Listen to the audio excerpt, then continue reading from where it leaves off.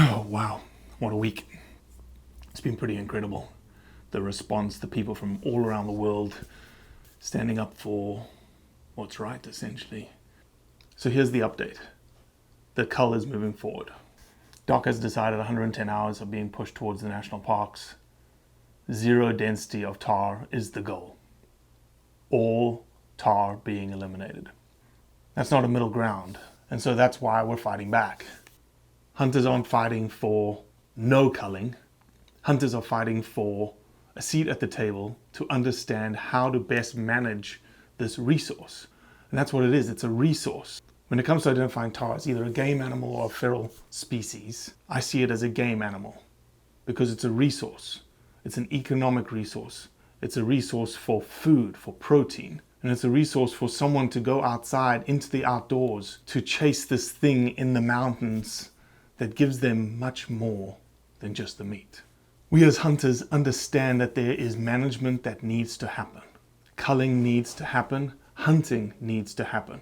That animal on that mountain needs to be managed. Animals are only managed in two ways nowadays. You either hunt them or you move them.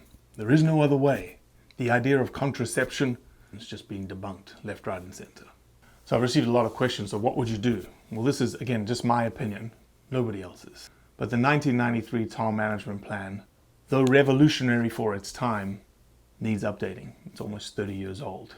And it needs to be replaced by a coordinated, collaborative monitoring and management framework. That monitoring and management framework will be spatially dynamic and understand where certain management units need to be more heavily culled than others, where you can increase recreational hunting quotas or commercial hunting quotas. Those same management units will have some sort of adaptive management framework built into it so that year after year after year, the monitoring, both vegetative and animal monitoring, can inform the management of that unit through time. It can change year after year after year, depending on how many Tahr were culled, depending on how many Tahr were hunted, depending on vegetation metrics. That's what adaptive management frameworks do. They allow you to modify your management through time based on the response of the ecosystem.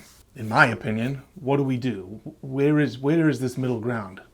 It's not a fight to stop the eradication of Tahr. It's a fight to have our voices heard for the benefit of New Zealand, for the benefit of the New Zealand economy, as well as the ecosystem, are all taken into consideration and that middle ground is found. I think if you asked 100 hunters in New Zealand whether that would be a good middle ground, I think you'd be surprised at the answer. This Wednesday, July 8th, there'll be a court injunction hearing about stopping the cull in its tracks. If the court says yes, the cull needs to stop, then hopefully we can all come to the table and decide what the next steps are. If the court says no, the cull moves forward, well then we're in for a fight. You know, I look at this picture of my boys, and the reason I fight is because I want them to see Tahr. But Tahr are part of the system. That's the middle ground that we all have to strive for. That's what we're fighting for. So what can you do? You give a little, do your part, step up, but you also can step up in your narrative. You can step up in what you're communicating, how you're communicating it, and explain why that Tahr is so important. That's going to help. That's what we need to be doing as hunters.